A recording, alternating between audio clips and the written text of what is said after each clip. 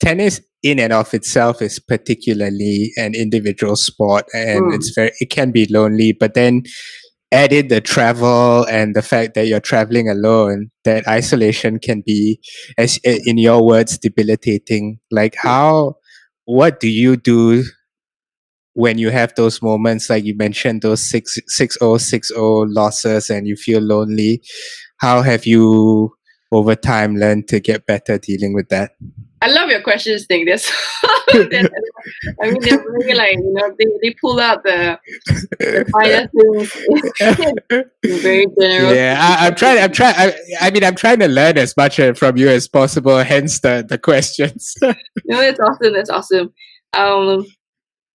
There are a few things that I do to get myself out of a funk. When I am in a funk. Funny enough, as a side note, when I was with a coach and I lost with my coach and lose a really bad match, right? 6-0, 6-0, 6-0, 6-1. Like, having a coach doesn't give you immunity from bad losses either. But even in those spaces when I walk off court, he'll just be like, I'm just gonna give you space. So the first thing is recognizing that feeling like crap after your match is very normal. Everyone feels like crap at some point after a bad match played. That's it. Obviously, you can lose 6-0, 6-0 and walk off court feeling like a champ because you hit the goals that you set to hit. And a lot of that is mindset of how you frame success. Because the pathway of development is so long and there are so many metrics and parameters to chart out if you so wish. Which is why coming back to the idea of ownership is so important, because it's not just about the score. It is, did you hit the goals you set out to hit? Were you rigorous about them? Because at the end of the day, the adherence to those metrics is what will help your development in the long term. It's not about whether you win 6-0, 6-1. You could have won 6-0, 6-1, but still kept to your bad habits, and you do not grow as a player. You do not grow as a person. So what value is there in that? So coming back to the question, when you have a bad loss, I have a number of hacks. One, accept that it's normal to feel like crap. Two, after a match, and I learned this from an Australian mate of mine, who learned this from his coach, who used to be about 200-300 in the world. And and that's the beautiful thing about being on tour and keeping an open mind and just having conversations, because you really can learn a lot from other players on tour, or other veterans on tour, other successful players, and yeah, you can really learn a lot. You can really learn a lot if you humble yourself and you ask questions, which not many of us do when we are on tour, because we're like, kind of catty and like, I'm here to do your ass.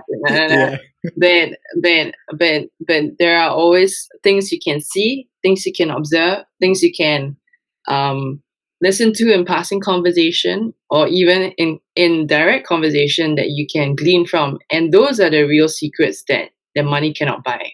Often, right. You have to really be out on tour to experience that. But so he learned this from his coach, who was about 200-300 in the world, I think in doubles. And he said, after your match, always have something that you can look forward to, regardless of whether you win or lose. So I set that parameter, or that event. Even if it's eating a tub of ice cream, or finally letting myself drink a Coke, or going to the supermarket. Believe it or not, that's actually a treat for many players. Wow, that's unheard of. yeah. Like, oh, are you sure? Like, really, really. So have something you can look forward to after your match that you can do. Maybe it's a massage, whatever. So that's the second thing. The third thing that I found, so first thing, accept that it's okay to feel like crap if you do lose. Second thing is have something to look forward to. And the third thing I find very helpful is to guard your eye and your ear gate. What is that? Your eye, and your ear gate, and even your mouth gate after your match.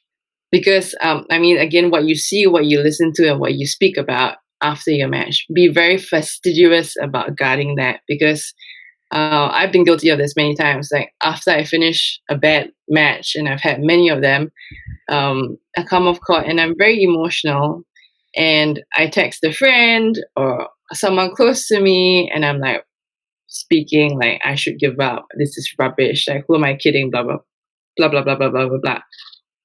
And many times it's because I fail to recognize point number one, which is it's normal to feel like crap after your match. Really, after a bad match. So the third point about guarding your mouth gate, what comes out of your mouth, what you listen to. I've had people come up to me after my match, or I've had punters, send me abusive messages on Instagram or Facebook, and they're like, you bleep bleep bleep bleep bleep bleep bleep, like, you lost the match, blah blah blah, whatever, right? And these are just guys who bet off sofa score, and they try to earn money off your match. So that's guarding your eye gate as well. Like if they hit you at a point where you feel vulnerable already off court, like you're not doing yourself any service. So guarding your eye gate as well, and guarding your ear gate. What you hear is really important. Like when I come back from tour, from my matches or even from my practices, sometimes I am so tired at the end of the day, especially if you're traveling alone, because you're on alert all the time, right? You go look over your back and make sure you're safe. And so when I come back into my room, it's my safe space, or my apartment or studio, whatever. It's a safe space, but the silence can also be very deafening. Again, it goes back to the concept of loneliness, right?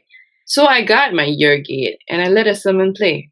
I let my pastor's sermon play on loop, or have a few of his sermons just play on loop. So I always have life coming into my ear gate. I don't have judgment. I don't have doubts. I don't have negativity. Or I have my audio soundtracks, my psychology audio soundtracks. I work with this fantastic sports psychologist based in Florida. His name is Dr. Jorge Valverde, and he's worked with many top players in the juniors in the States, and also on the ATP and the WTA tour. And I'm so lucky to have the chance to have crossed paths with Dr. Jorge, because one of the aspects of his of his sports psychology approach, and he is a tennis specific sports psychologist. Oh wow, that's quite a niche. Yeah, very niche. Is to help reprogram your subconscious, and a lot of what reprograms your subconscious, I won't get into too much detail because it's his program. Okay. But a lot of what entails reprogramming your subconscious is through your ear gate, through the audios that you hear around you. So that's one significant part of his program, which is like audio tracks and listening to the right stuff. Because the more you listen to it on repeat, on loop, the more it goes into your subconscious, the more it helps your performance general. It's not even performance general, it is your wholeness general, which leads to your performance. So that's something that people have to really understand and learn. And that's one of the reasons why I was so excited to come speak on your podcast, because when you talk about wellness, it is so intricately related to the concept of wholeness. And wholeness is the root cause of what produces sustainable long-term performance. So